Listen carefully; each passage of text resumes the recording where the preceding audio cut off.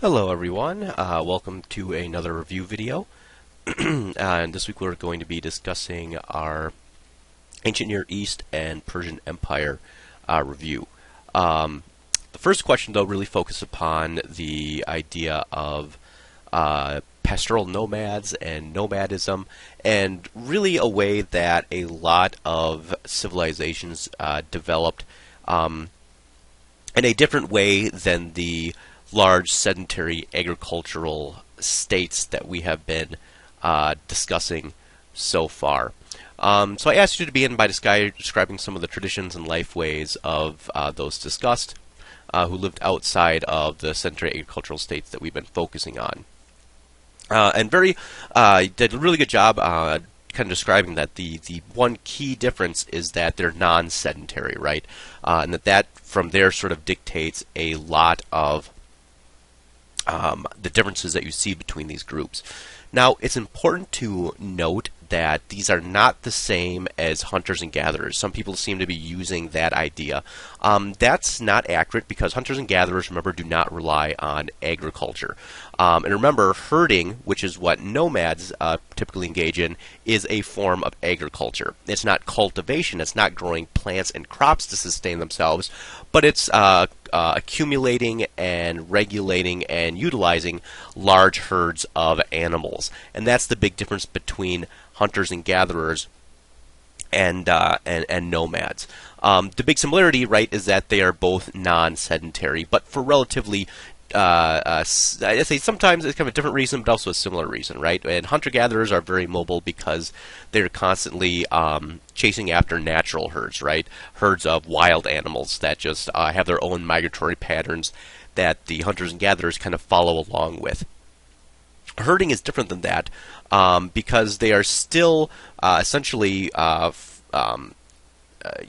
taking animals from one place to another. They're not naturally following them. They're more or less dictating and driving where these herds of animals are going to go. And typically they're doing that because if you keep a herd of, for example, sheep or goats or cattle or a lot of these large animals that they're able to utilize for the kind of nomadic lifestyle, when you keep them in the same location for a set period of time, they are going to eat all the grasses. They're going to kind of devastate the natural surroundings. So in order to continually feed your herd and make sure that they're not going to decimate the plants that they're using to survive, you have to continually move them from one location to another. So it's much more kind of being directed by humans, whereas hunters and gatherers are simply following the natural migratory patterns of the animals themselves. So that's kind of the key difference between hunters and gatherers and pastoral nomads. And also the big key difference between pastoral nomads and the large sedentary states we've been talking about is that idea of large sedentary states obviously are in one set location. They're much there's herding that sometimes occurs there too, but they're much more dependent upon cultivation of natural crops. Remember the large river valleys where pretty much they're being reliant upon that really fertile land and area for growing crops alongside these rivers, introducing things such as irrigation and so forth to extend the waters from these water sources out and use it to fuel their plants and so forth.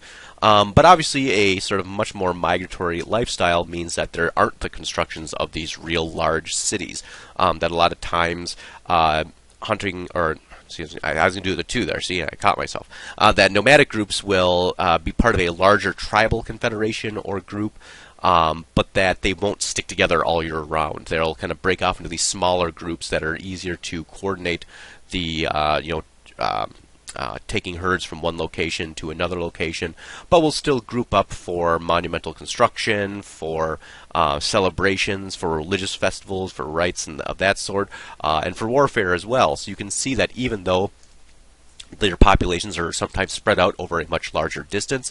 For example, the steppeland region is really, really large. That's why it's very suitable for this kind of lifestyle. That they are able to have a cultural groups that are broken down into kind of smaller tribal groups, and then into kind of even smaller groups from there, but that they can group up together when they need to and form, very large civilizations that have pretty much, most of the hallmarks that we'd think of when you think of any of the other civilizations that we have been talking about. It's just that they're choosing to organize themselves into a different kind of lifestyle. So why might they choose to not organize themselves into sedentary states? And this gets back to that kind of idea of sort of questioning civilization, right? Sort of the old method of looking at civilization was that the cultures and the peoples who were smart enough or talented enough were the ones who sort of built these cities and developed all these great technologies that went along with living in cities, and that the people who lived outside of these were somehow less civilized. And like I said, we were really in this class sort of pushing back against that traditional narrative, because like I said, these nomadic groups pretty much have all the hallmarks that you might think of a traditional civilization. The main reason that they're choosing not to live in sedentary states is typically it wouldn't make any sense for the locations that they're living in. They're locations that are not well suited for cultivation. They are well suited for, large herding animals. And that if they tried to have sedentary states in, for example, the middle of, the steppe land, they wouldn't do very well. The people would not be able to grow enough food in one location to survive. If they try to just keep their animals next to a really large city, the animals would just eat all the grass there. There'd be nothing left. And very quickly, any kind of sedentary state would collapse. So it makes a lot of sense, oftentimes, in desert regions, in highland regions, in these arid grassland regions. The only kind of way that you're going to be able to support a large population is to engage in nomadic pastoralism. And that's kind of one of the main reasons. Another reason that the video from John Green really went into is that sometimes it was much more of a conscious choice. That's sort of those negatives which we have already talked about this semester in civilization, the stratification, the fact that there is more forced labor, and so forth, has sort of prompted some people to try to flee from these large sedentary states to the surrounding highland areas or areas that are not as well suited for traditional cultivation, and to live a lifestyle away from that. So choosing one that's not quite as structured into this sort of hierarchical structure that a lot of times these sedentary states are in. For example, we talked about how a lot of these sedentary states were much more patriarchal. And for example, with the Scythians, you see an example where women had a much higher status within Scythian society. They could be warriors. They held prominent positions within the tribal groups. And I think it's a kind of interesting comparison between that and a lot of the sedentary locations that we've been talking about up until this point in time. But yeah, very interesting to kind of think about this comparison, because ultimately these nomadic groups are going to have an incredibly large impact on the surrounding sedentary states that we're going to be talking about, and you're going to see them popping up throughout the semester time and time again. For example, later in this week's discussion, we're talking about the Persian Empire. The Persians were originally one of these kind of nomadic groups and only permanently settled relatively recently, from when they began kind of adopting more sedentary cultivation practices, and from there were able to form their empire. And we're going to see other groups moving in from kind of the steppeland regions, the Central Asia regions, and so forth, and having big impacts in China, for example, in the Middle East, in Europe. And it's important to always kind of remember that these groups have their own strong cultural heritage that they are working on, and their own sort of civilization and methods that are in some cases similar, but in some cases very different than the sedentary states that we kind of tend to focus on when we're talking about these early civilizations.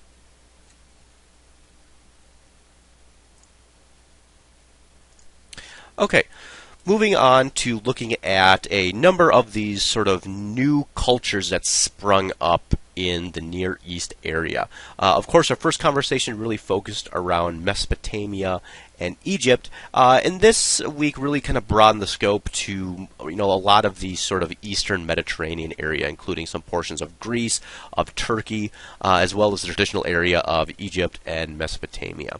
So what were some of the similarities that you saw between the late Bronze Age civilizations, such as the Babylonians, the Hittites, the Assyrians, the Minoans, and the Mycenaeans, and the large river valley civilizations that we discussed last week, the Mesopotamians, the Egyptians, the Harappans, and the early Chinese dynasties, and what were their major differences? So as far as similarities, a lot of people did a really good job pointing out that they were all these sort of sedentary agricultural states that are being dependent upon the natural environment. A lot of times you notice that they had very similar religious pantheons. Of course, people like the Babylonians, the Hittites, the Assyrians. The Babylonians and the Assyrians in particular were still sort of in the same geographic location as the Sumerians and kind of the earlier Mesopotamian civilizations. So you do see kind of a direct passing down of traditions from the Mesopotamians to the Babylonians to the Assyrians, and to a certain degree that is influencing the Hittites as well. A lot of people also pointed out similarities in the fact that they were engaging in a lot of trade. But one of the differences I think people pointed out was that it seems like trade became even more important to these later civilizations, like they were almost dependent upon it. Of course, one of the reasons that we think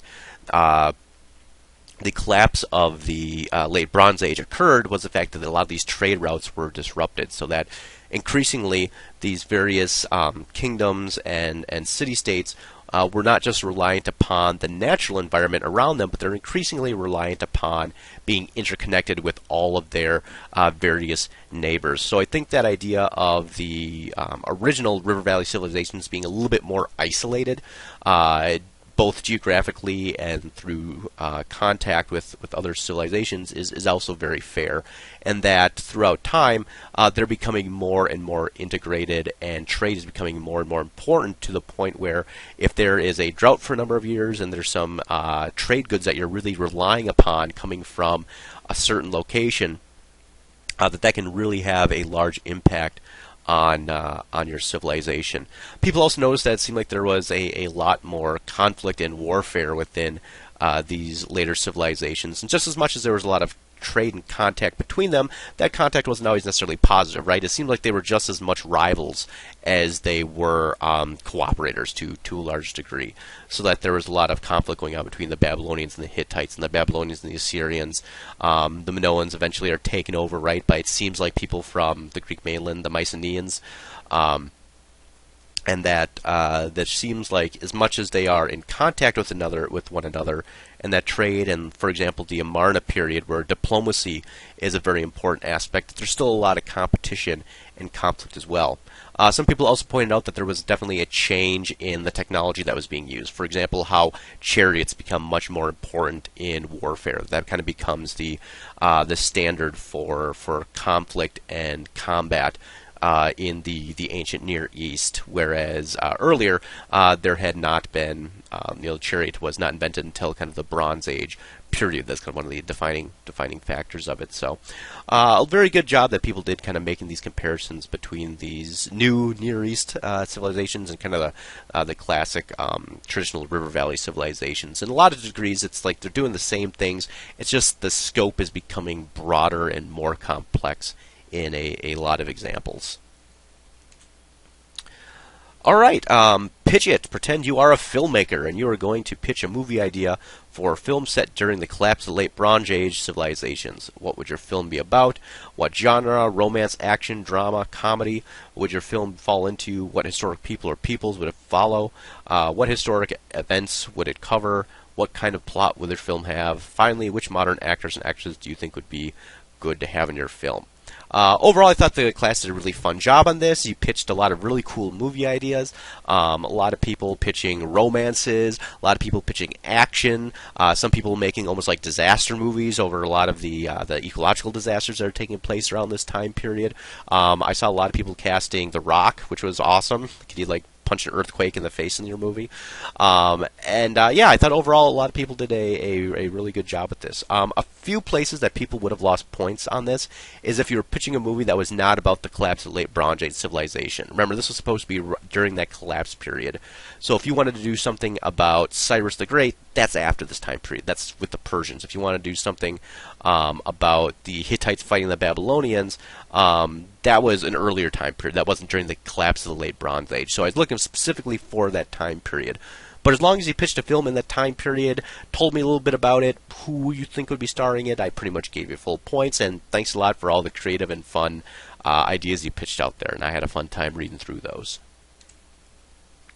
Alright, contemplation. Why do you think Cyrus chose to treat the people he conquered relatively humanely and ally himself with established aristocratic and religious leaders? And, hey, wait a minute. That's Cyrus the Great. Cyrus the Great. Well, that's my son, baby Cyrus Jewin. He got in here too somehow. And yes, he's a very benevolent ruler, I can tell you that. He knows who's in charge, but he's pretty fair on us. Sorry, just had to throw that in there. Yeah, I thought people did a really good job with this question, making a comparison between maybe the strategic elements that went into Cyrus's decision to be a relatively benevolent ruler, as opposed to maybe just like the personal or moral reasons behind it. And I don't think it has to be one or the other. I think it's probably a combination of both. I mean, certainly Cyrus saw that you can, in a lot of cases, get further of a carrot than you can a stick, that if you do a lot of work as far as honoring the specific gods and religion of a location, as long as you keep most of the people and the social structure intact, you can ally yourself with the aristocracy or the religious rulers or other people within these various civilizations that he is conquering, while still maintaining a spot at the top for himself and the broader Persian Empire, while still being respectful to the people that you are now sort of setting yourself up within the increasing size of his empire. Also, the degree in which he tries to address kind of previous wrongs that had been done, sending people who had been displaced by the Babylonians or the Assyrians back to their homelands, the Jewish population, for example. It's sort of a way of him sort of looking and saying, well, I don't really care where you are, go back to where you think you belong, and trying to sort of redo some of those ruling tactics that had been relatively unpopular by the peoples and the kings and the kingdoms he was conquering and taking them over. Also, the fact that if you leave sort of a ruling class in place, you don't change a whole lot. It also leads to a lot more stability a lot of times within these kingdoms and within these civilizations. And I think even in modern times, if you look at the ideas of reconstructing and state building that have been successful, a lot of times they leave elements of order and stability in place while still kind of changing around the ruling structure. If you want to even think to like Japan after the Second World War, for example, or Germany after the Second World War. And we could see also relatively recently with, for example, the occupation of Iraq following the Second Iraq War, that if you do not include that, it can lead to a lot of conflict and violence and make it a much more difficult job to try to do quote-unquote nation building if there's sort of you remove that level of stability that had been there before and try to start from scratch. So even this far back, Cyrus seems like had some pretty good ideas on how to maintain order and stability and start to construct a sort of joint multicultural ideology and kingdom, because, for example, the construction of his palace wasn't just taking just Persian elements. It was taking elements from all different cultures of his empire and combining them together. And it seems like that's sort of what he wanted to do with his empire as a whole. And future Persian empires are actually going to really be good at replicating that. They're going to be very good at taking a large group of different peoples and religions and ethnic groups and kind of respecting them all to a large degree, and trying to make them all work within this larger political hierarchy which is being established. At the same point in time, it seems like Cyrus the Great just viewed people as people and not objects, and wasn't willing to use violence unless it absolutely was called for, and that, like I said, certainly felt like he could get a lot more with respecting people than he could with, trying to take, for example, the Assyrian method of just instilling fear within the people that they took over or they conquered. So that's one of the reasons why I was comfortable naming my little guy after him, because he's one of the historical figures that I like to look at, that even though you can be a strong and powerful ruler, you don't necessarily have to be a cruel and bloodthirsty ruler at the same point in time. All right, moving on to our next slide here. Many aspects of the Persian Empire would be borrowed or emulated by future empires, for example, Rome, Byzantium, the Abbasid Caliphate, the Ottomans, and eventually even European empires such as Russia and Britain. What aspects developed by the Persians do you think were or could have been borrowed by these future empires?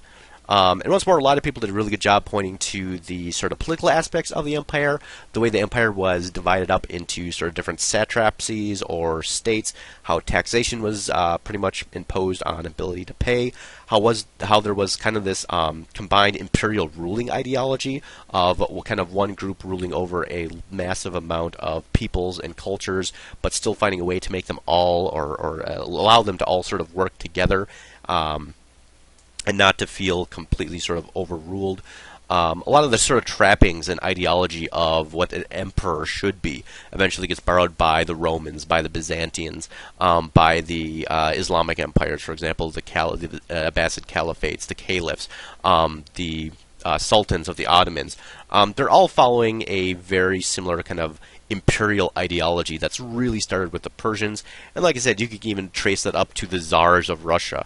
A lot of that same mentality is borrowed and included. At the same point in time, the Persians are going to have really a direct impact on the various Western states that are developed. For example, they are kind of the main rival of the Roman Empire. Eventually, they become the main rival of the Byzantine Empire as well, through various sort of iterations of the Persian empires. Of course, they're also a rival of the traditional Greek city-states. We're going to be talking about Greece. So you can see that Persia is sort of always an example, but also a rival to a lot of the state structures that are developing. A lot of people do a very good job talking about their infrastructure as well. For example, the idea of the Royal Road, how important that was to get news and information from one side of the empire to another. And that certainly was part of it. The structure of their military, the sort of imperial force that's directly loyal to a king rather than a particular governor or regional ruler. That's something the Romans probably should have done a better job of. As increasingly you see these sort of local generals, for example, getting their own legions, their own armies that are much more loyal to them than they are to the larger state. The Persian Empire did a very good job sort of avoiding that and making all of the imperial armies kind of a centralized army, not regional armies, which seem to produce very good results for the most part on their part. So yeah, I thought you did a very good job of combining a lot of these together and showing how, in a lot of ways, the Persian Empire was sort of the standard bearers for most future empires, at least in sort of the Western world that we're going to be talking about. The Eastern world, of course, really China is kind of the center of their imperial models that are developed. And it's sort of interesting how you have sort of the Persian Empire in the West and the Chinese empires in the East sort of being these models that you see a lot of the surrounding ruling ideologies oftentimes sort of branching off of or emulating to a certain degree. All right, that is it for our review of the questions. Then we'll talk about our Bestun inscription here and bias in primary sources. And this is kind of an interesting inscription here, the Bestun inscription by King Darius, and that I think it's pretty interesting to really kind of look at the presence of inherent bias within a document such as this. So first of all, what does Darius do or attempt to use, or how is he attempt to use this inscription to show that he's a legitimate and rightful ruler? First of all, he starts off right away by trying to argue that he's from this long line of kings. Long ago, our family had been kings. 8 of my family were formerly kings. I am the 9th.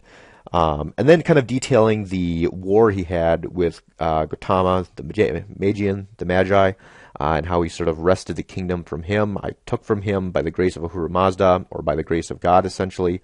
I became king. Ahura Mazda gave me the kingdom.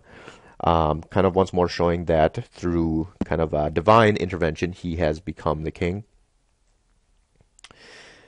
And scrolling on down, this kind of last period here where he's going through all these people he waged and conquered, sort of showing that once he was king, he was able to hang on to the kingship, waged all these battles, all these wars against all these pretenders to the throne, and sort of making himself the correct king in that way. Of course, as you all realize with the second question, all this might not have been as simple and easy as Darius wanted to make it sound. And I think a lot of you were able to find evidence that maybe not everything Darius is saying and talking about here is 100% accurate or 100% correct. First of all, a lot of you pointed out that even his story about taking the kingdom back from Gautama, the Magi, seems rather problematic as far as the dates, when things happened, when things are mentioned. Just the fact that if he's from this long line of kings already, why was there this other king who was already there? And of course, looking back and studying the history, you realize that the Persian Empire was created by Cyrus the Great, and that Darius had absolutely no relation to Cyrus the Great, which means that as much as Darius wants to pretend and make himself a king here, that ultimately he is more or less a pretender to the throne, although he tries to do a lot in the inscription of making it seem like he is the kind of natural king and this natural progression from this royal line, which never really existed prior to this. He says at one point in time that the kingdom which was taken away from my family was put in its place. Once more, we know that that might not be 100% accurate, just looking at the other evidence that we have.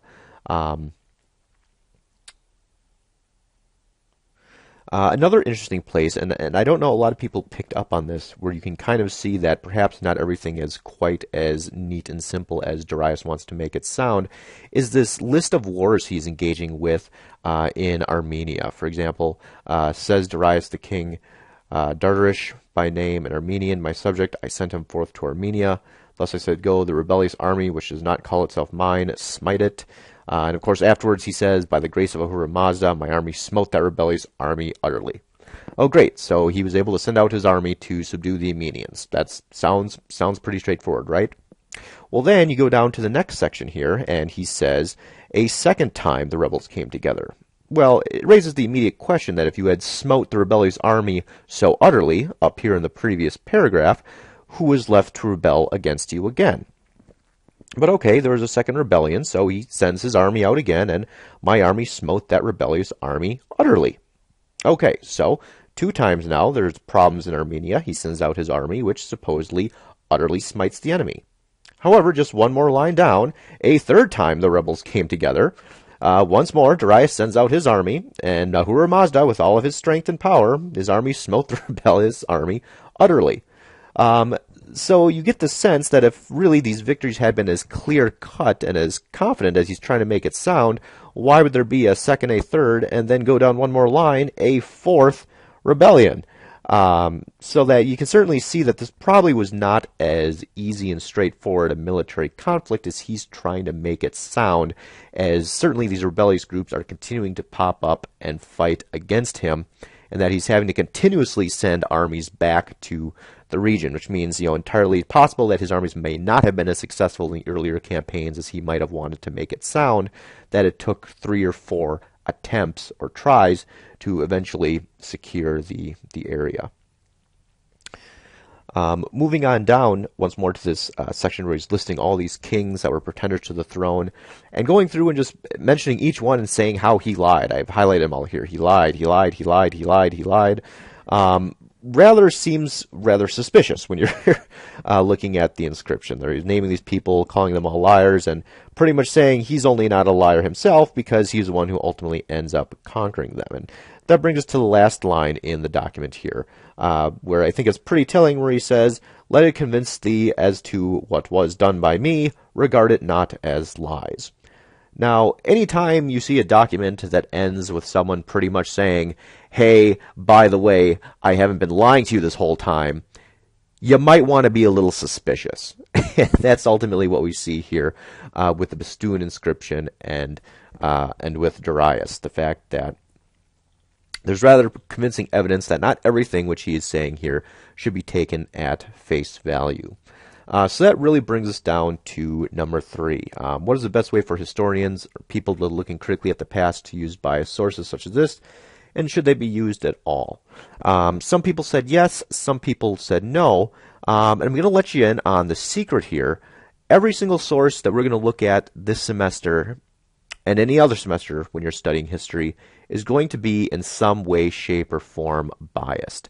That's not saying it's a bad source, but it's simply acknowledging that every source that we're looking at is going to have its author, and that author was going to be writing from a particular context, right? They're going to be writing from a particular time period, they're going to be from a particular culture, and that all of those elements are going to be factored into the writing. Some might be more politically motivated, such as the Bastoon inscription we're looking at here, than others, but all of the sources that we're looking at are going to be biased. So essentially, yes, historians have to use biased sources because we pretty much can't not use them, otherwise we wouldn't be able to say anything about history.